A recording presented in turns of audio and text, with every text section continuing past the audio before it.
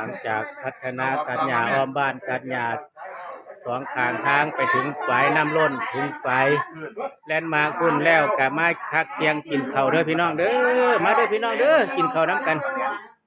สุดยอดเลยมื้อนี้กินข้าวซุ่มกันแซ่บๆน้ำกันข้าวเที่ยงเนาะตำบักฮุงแกงหน่อไม้หลายอย่างเด้อพี่น้องเด้อมาเด้อกินข้าวน้ำกันเด้อหลังจากพัฒนาแล้วที่นี่